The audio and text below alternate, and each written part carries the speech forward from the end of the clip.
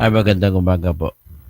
Tatalakay natin yung mga ehemplo o halimbawa ng mga opisyal ng bayan natin na walang ginagawa kundi magpapakita ng kanilang galit, kanilang sariling interest at manlilinlang pa sa mga tao na pinapalabas nila na sila ay tama, kunwari eksperto, sa totoo lang ay mali naman ang kanilang mga sinasabi. Very, very clear po. Ipapakita natin anong kamalian nila. Ang pag-usapan mo natin sa ngayon ay yung spokesman ng prosecutor's team ng House of Representatives sa kasong impeachment na sinampa ng House of Representatives laban kay Sara Duterte. Ang unang sinasabi nila dito ay, sabi ni attorney Anthony Audi Bukoy na piling magaling, hindi naman siya nagpapakilalang spokesman, pero ang ginagawa niya hindi naman spokesman, nagsasalita siya ng sarili niyang opinion. Dapat attorney Bukoy, kung marinig mo ako o mapakinggan mo ako, makita mo ang aking vlog, pakiusap lang, magsalita ka lang kung ano sinabi sa iyo ng principal mo. Hindi yung magsasalita ako kung pinapalabas mo na iyan ang salita ng mga principal mo. Pasensya na, you are out of order, Mr. Bukoy. As if you do not know your job. Ang naging papel mo tuloy dyan, hindi po kayo nagtatrabaho bilang spokesperson, pero nagtatrabaho kayo bilang propagandist. Ang mga takbo ng iyong pananalita, napipil kasi ninyo na ibabasura ng Senado ang impeachment. Kaya gumagawa-gawa ka ng kwento na wala namang pundasyon, na hindi naman ayon sa batas, hindi pa ayon sa katotohanan. Sorry. Ganon din po si Madam Leila de Lima. Mas mataas, sabi nga ni Auntie Claire, Attorney Claire Castro, na spokeswoman ni BBM, ay when emotions are high, intelligence is low. O, ganito po rin ang nangyari kay Leila de Lima. Hindi si manner na tinutukoy ni Auntie Claire si Sara Duterte sa pagsasalita. Pare-pareho lang pala sila ni Leila de Lima. Ang galit naman kasi kay Leila de Lima, I sympathize with the fate of Attorney de Lima na bilanggo siya sapagkat wala naman talagang invento na naman talaga ang mga akusasyon laban sa kanya. Pero bilang isang abogada at isang top notcher ay may pagkukulang din siya sapagkat hindi niya inayos nung siya ay Justice Secretary pa. Dapat doon palang inayos na yung batas ng tinatawag na probable cause. Kasi dyan sa dinali ng mga kumakaso sa kanya na mayroon daw probable cause base lamang sa mga testigo. Bakit? Siguro panahon na, sana ginawa ni Leila nung panahon na siya ay secretary, na magkaroon ng standard, specific standard sa pagsasampa ng kaso, kung tatanggapin ng kaso o hindi. Halimbawa nito, magkaroon tayo ng standard. Pag preso ang testigo, dapat magpalabas ng utos ang Department of Justice. Hindi ito dapat tatanggapin ng piskal bilang pwedeng ebidensya na gamitin kung magdetermina kung magsasampa ng kaso o hindi. Yan po ang aking proposisyon. At kung gusto man, halimbawa, may pagkakataon na yung kwento ng preso ay totoo. So ano ang dapat gagawin? Payagan magsasubmit pero hindi na gagamitin. Maliban na lamang kung magmumosyon sa korte kung sino nang gusto na i-presenta na testigo ang isang preso na convicted, basta convicted, ay file siya muna ng motion sa korte o RTC at hingiin niya ang pagpayag ng korte na gagamitin ang testimonya ng isang convicted na tao. In that case, maraming mga tao ang masisave tuwing panahon na ang isang tao ay kaaway ng presidente. Kagaya naawa ako kay Leila de Lima. Kaaway niya si Digong Duterte. Ang ginamit laban sa kanya puro mga preso. testimonya ng mga preso. Paano maging totoo yan? Ito na, napatunayan natin dito. Pero ibang issue yan, pero dapat sa ganung issue, nagiging makatotohanan din lagi si Madam Leila de Lima. Hindi siya dapat mamumuot ang galit sa kanya. Okay? Ang tinutukoy ko ay yung galit na galit si Leila de Lima kay Chis Escudero. Nung sinabi ni Chis Escudero, simple lang, hindi natin mapipigilan ang mga kumakaso at kinakasuhan sa kung ano man ang mangyari sa Senado. Ang number one issue dito sa ngayon po ay sa sagot ng mga abogado ni Sara Duterte ay naglagay sila ng kung pwede namin tawagin yan na mga motion to dismiss na rin. Tawag namin yung legal term ay affirmative defense. So, ang affirmative defense ay sinama sa sagot. Wala kang sinulat na hiningi mo na sa korte na i-dismiss mo na ang kaso. Wala, kundi affirmative defense lamang yan, kundi nilagay mo na isang depensa mo. Tapos nasa korte naman yan kung pag-usapan o hindi ang motion to dismiss. Pero kung ang motion to dismiss po ay nagbabase sa, nagtutukoy po yan sa may magtatanong, may authority ba ang korte magpatuloy ng kaso? So, kailangan po muna tingnan ng korte kung may authority sila. Kasi kung wala silang authority, masasayang lamang ang kanilang trabaho. At magdudulot pa yan ng tinatag na mga fake news na paniniwalaan ng tao. So, bago gumulong ang korte, alamin mo na kung ang korte ay may kapangyarihan sa paghuhusga, paglilitis. So, dito, ang unang sinabi ng abogado ni Sara ay wala pong authority ang Senado na tanggapin ang reklamo ng House of Representatives. Ang katwiran po nila ay ganito, simple lang. Ay magandang umaga, no? Fay Abakahin, Acuña, dyan sa Buena Vista, Agusan del Norte. Tomasis Plana, magandang umaga po. So ganito po ang argumento ng mga abogado ni Sara. Hindi na po pwede tanggapin ang pang-apat na reklamo sapagkat po ito ay nilabag na ang one impeachment rule. Ano yung one impeachment rule? Nag-uutos nang galing yan sa Constitution na utos. Ating pinakamataas na batas na nakalagay po sa Section 3, Subsection 5, Article 11 na walang iisa lamang ang impeachment na reklamo na maaring maisasampa sa isang impeachable na opisyal sa loob ng isang taon. Hindi naman lingid sa kaalaman ng lahat kahit kayo. Kahit yung mga anti-DDS, alam naman nila may 3 impeachment na naunang sinampa.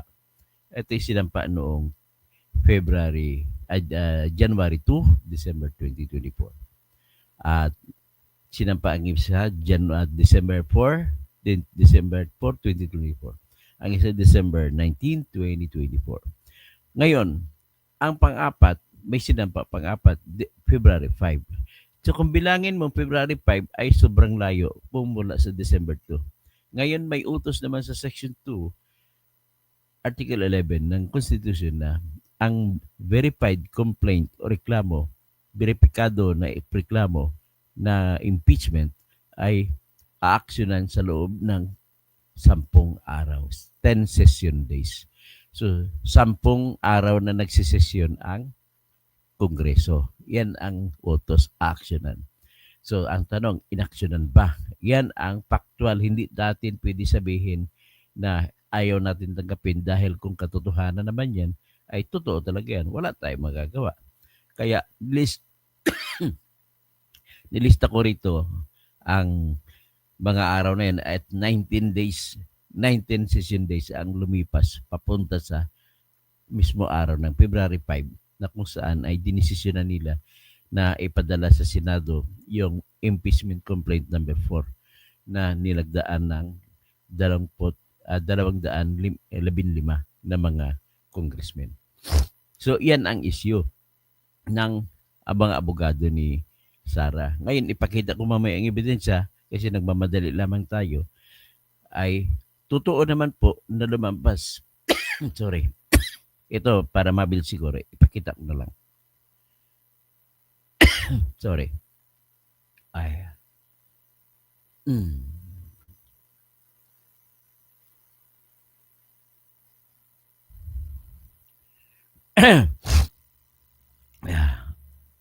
Yan po ang session days ha.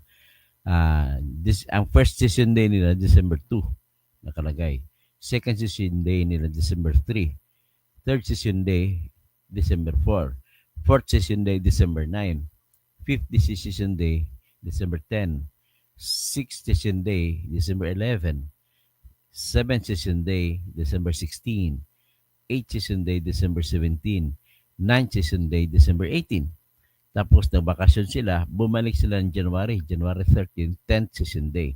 So dapat sa January 13, January 8, 13, o di kaya sabihin na natin dito sa 11th session day, January 15, sinumiti na, dapat na pag-usapan na kung anong gagawin sa December 2 na reklamo na sinampa. Hindi nila ginawa eh.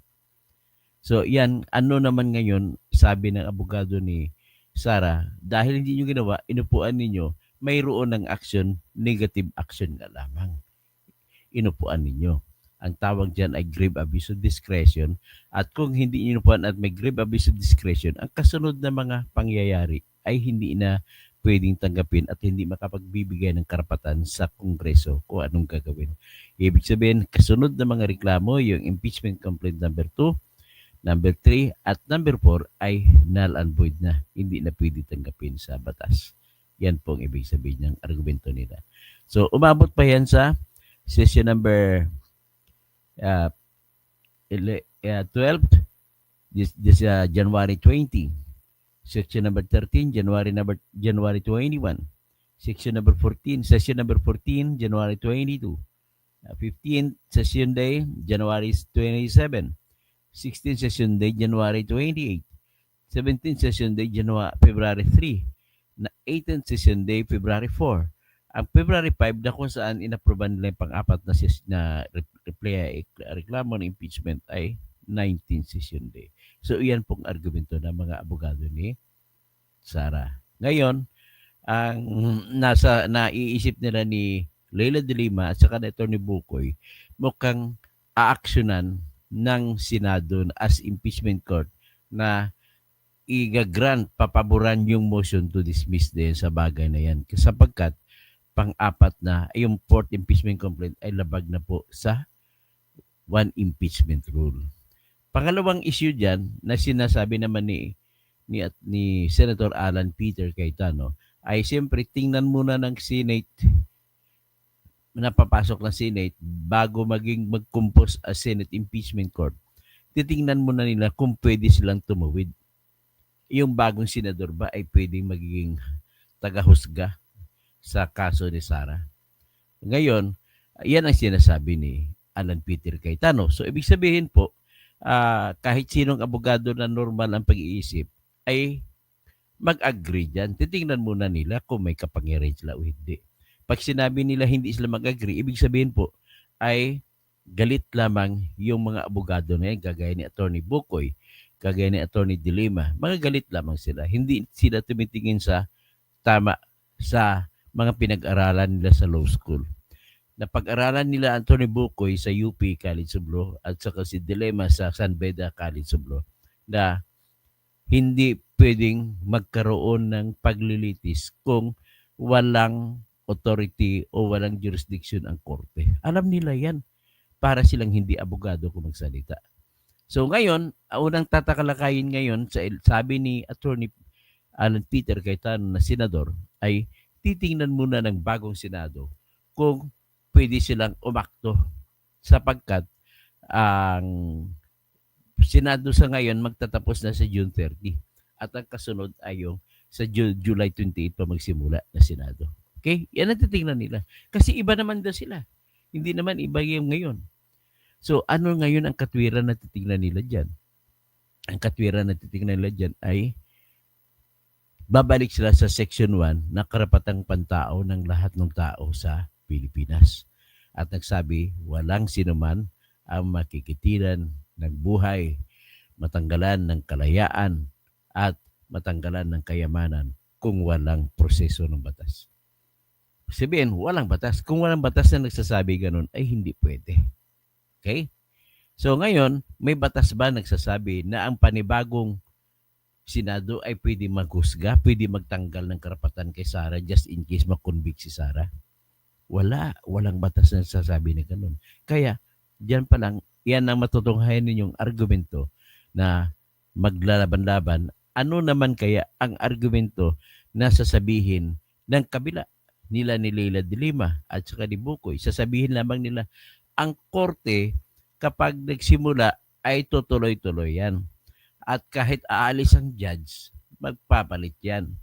Ang problema, hindi man ito korte na standard. Ang standard na korte na ginawa ng batas ay ang Regional Trial Court. Nung ginawa ng batas pambansa bilang 129, ang mga RTC, MTC, Sandigan Bayan, Court of Appeals ay nakalagay doon mismo na tuloy-tuloy sila, permanente sila, tuloy-tuloy ang korte na mag-exist until after repealed by new law. Pagkatapos hanggang ang buhay nito, hanggat sa magkaroon ng bagong batas.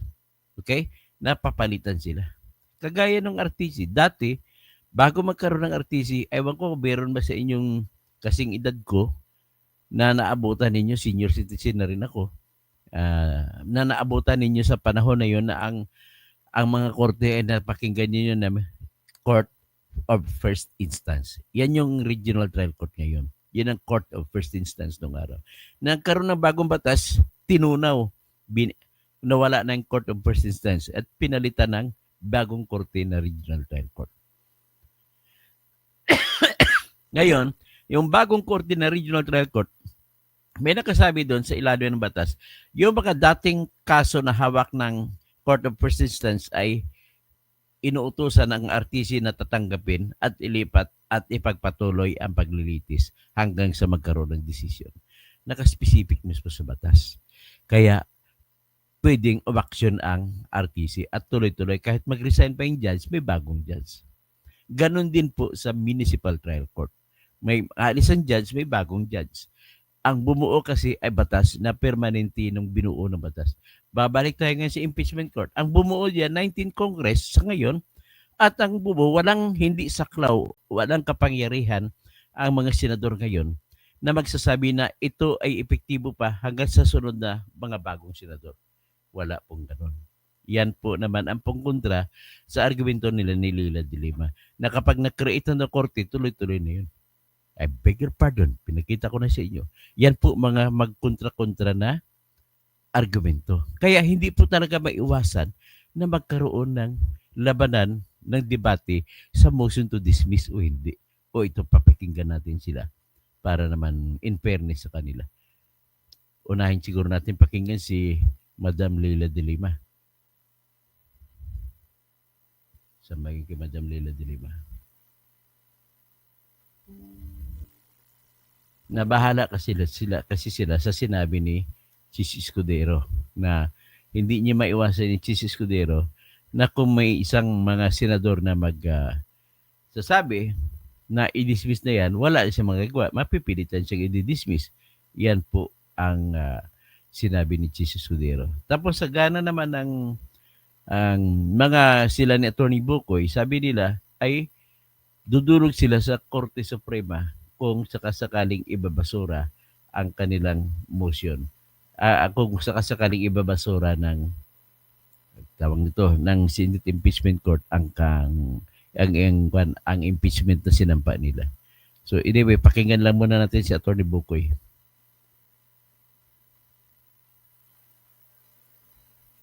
Ito.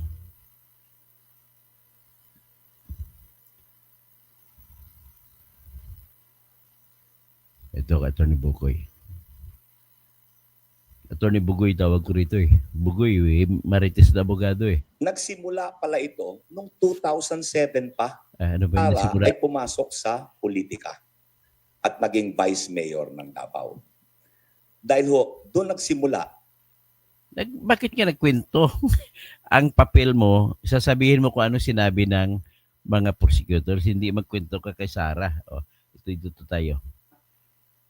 Nag-culminate sa kasalukuyang impeachment trial. Ngayon ho, naglahad na ng reply ang prosecution Okay, yan. Pwede ka magsalita dyan. bilang tugon dun sa answer at kautelam ni Sarah. The lines are drawn. So, maganda hong pag-usapan natin ano ngayon ang mangyayari matapos ito at ano yung mga issues na kinakailangang ipaliwanag sa publiko matapos ma-file yung reply. Attorney, nabanggit yung naging paglalakbay dyan, ano, sa usaping iyan. Yun bang paglalakbay niyo tatagal? Baka ho naman isang araw lamang na impeachment, ibasura na ng impeachment court. Marami yung dynamics dito eh. May senaryo na matutuloy ang paglilitis dahil yan ho ang dapat mangyari. Yan ang pinag-uutos ng ating saligang batas. Pero may mga pag-aagam-agam din na baka ito ay putulin agad-agad. Yun yung baka mangyaring forthwith. To dismiss forthwith, hindi to try forthwith. Yun yung agam-agam natin. I think hindi lang ang prosecution. Hindi, agam-agam ninyo o agam-agam na huwag mo damay mga tao. Dapat ang sasabihin mo, yung amo mo, anong sinabi ng amo mo? Anong sinabi nila ng Jinky Lubistro? Kundi ang sambayanan. So, mayroong mga ganyang posibilidad. Ang mabuti ay dapat ang layunin at ang trabaho ng prosecution ay siguraduhin na yung forthwith ay trial, hindi forthwith dismissal. Ang batas po, everything is, pag nasa batas hindi sinasabi sa batas anong pwede mong gawin. Always in the negative. Ano yung pinagbabawal? Okay. Ngayon, kung hindi pinagbabawal, sabi nila, pwedeng gawin. May guideline ho dyan. Ang saligang batas at moralidad. Moralidad. Yun ho ang hangganan.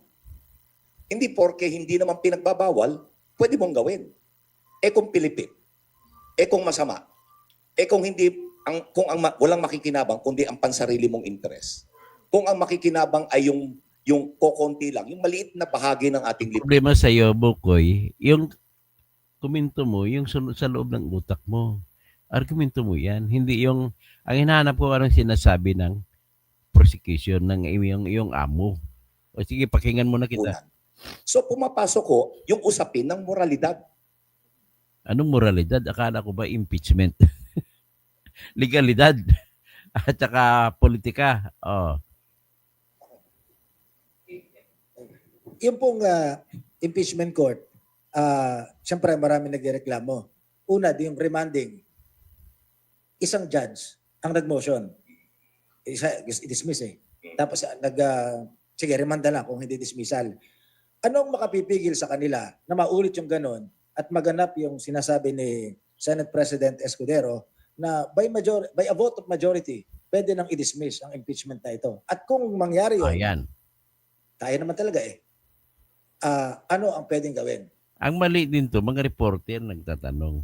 Alam niyo naman na spokesman lang yan, dapat hindi siya tatanungin nyo mga prosecutor. Kaya, naging out of place naman ito si Bukoy. Ang sagot niya, sariling sagot niya, hindi sagot ng kanyang amo. O pakinggan din natin sagot niya. Okay. Kung gagawin ho uli nila yon, hindi namin kayang pigilan. We can only call them out. Ang magagawa namin ng prosecution ay ipaalala kung ano ang limitasyon na magagawa ng mga hukom. Sapagkat malinaw ho, ang probisyon ng saligang batas under Article 11 na sinasabi, when the impeachment complaint is endorsed, is verified and endorsed by at least 1/3 of the House of Representatives, the same shall constitute the articles of impeachment which shall be transmitted to the Senate and trial shall forthwith proceed. Hindi yung sinabi. Ang sinasabi doon, pinag-uutos is litisin at desisyonan. Ayan, nandiyan kita ngayon may magre-react sa'yo.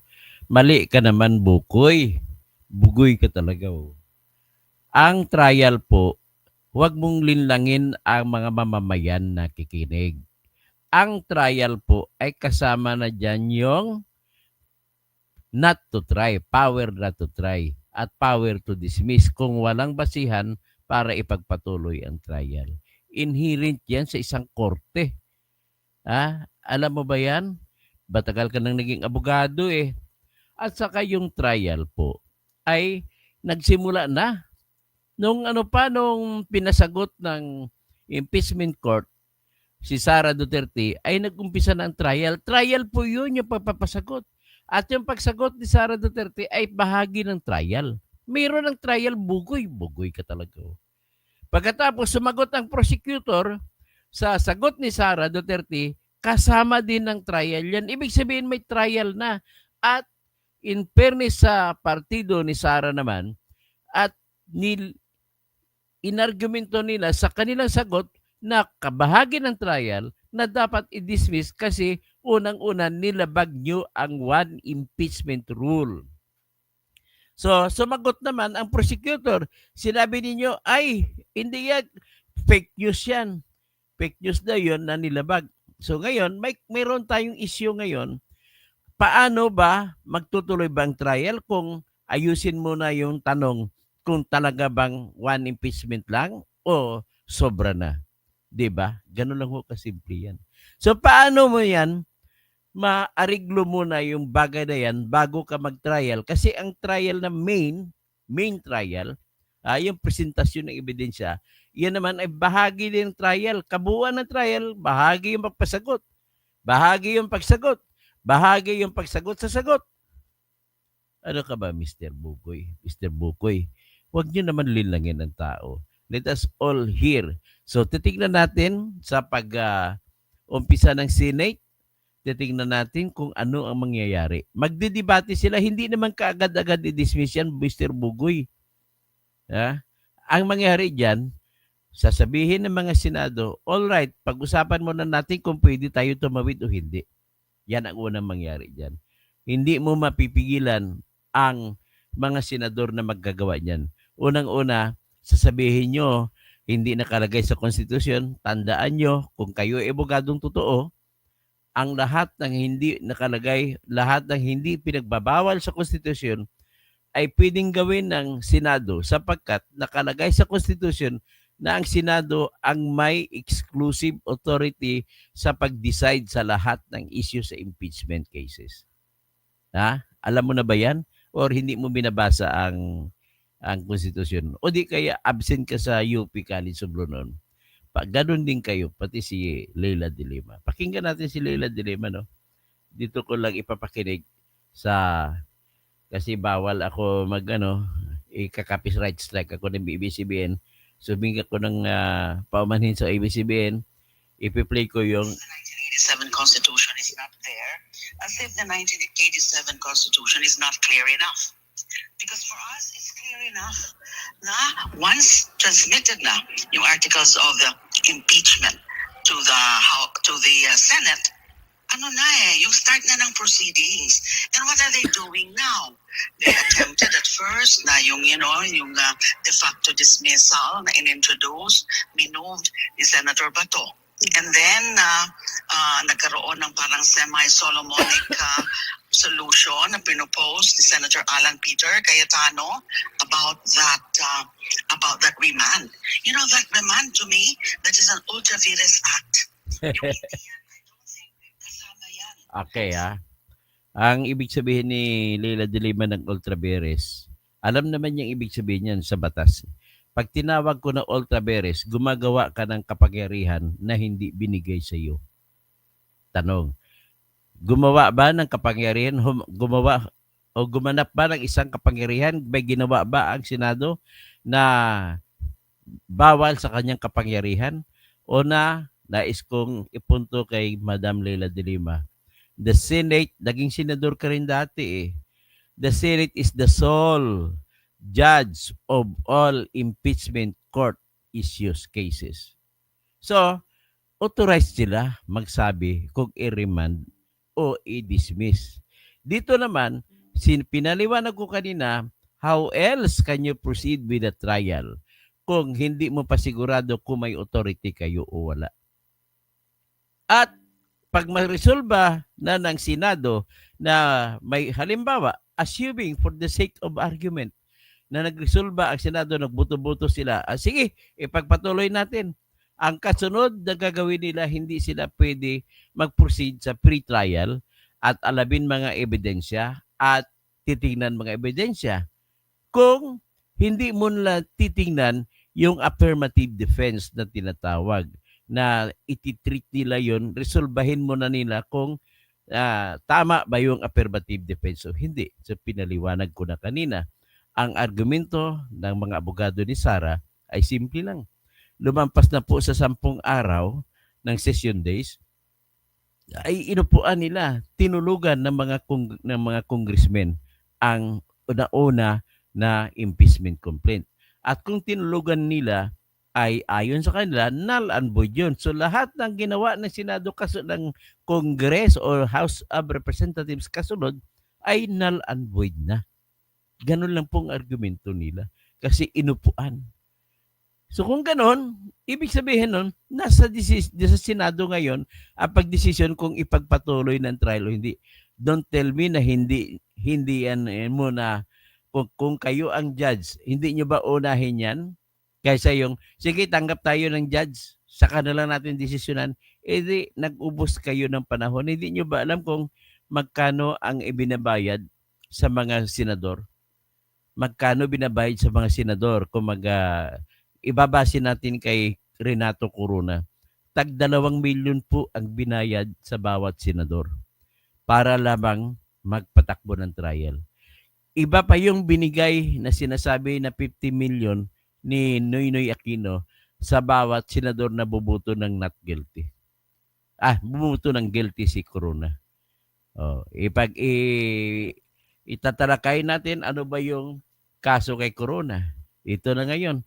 Yan pala para kumita ba ang mga kuhang ko? Saka natin pag-usapan niya. Ito lang muna. So ito, all I want to say is, itong mga prosecutor na to, spokesman ko, no, ay nag-grandstanding base sa kanyang sariling agenda, hindi siya nagsasalita para sa kanyang mga amo na mga prosecutor. Ang ginagawa niya ay nagsasalita siya kung anong kanyang opinion, hindi yung opinion ng kanyang mga boss. Di ba? May babasahin ako dito, nakita kong pangalan ni Attorney Jose Alan Mendez de Vilen. Batikang abogado rin to. Dr. Toto, sa totoo lang, talo mo pa si Dilema pagdating sa litigation. Siyempre, kabisado natin ang pag-trial eh. At ganun din ito, mga mayabang lang ito. Kunwari may mga pangalan kasi akala mo bilib na bilib ang tao sa kanila. Pero pagdating dito, wala naman kwentang argumento mo. Nakikita na ng tao. Anong argumento niya?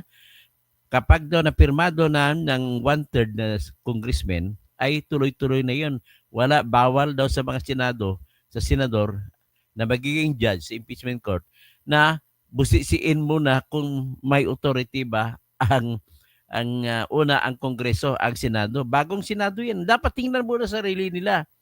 Hindi nga karakarakan na nagdidiretso sila. Kung hindi, mag-decision sila, tatargetin na lamang Supreme Court yan. Bawal yan, null and void yan. Sapagkat wala na kayong authority, hindi nyo muna niresolba kung may authority kayo wala bago kayo nagpatuloy. Nasasayang lang tuloy ang inyong trabaho. Okay? Ganun lang po ang ibig sabihin yan. So, sa ngayon ay magandang umaga po sa lahat at babalik po ako sa ibang issue naman. Pastor Rodi Rabi, magandang umaga po.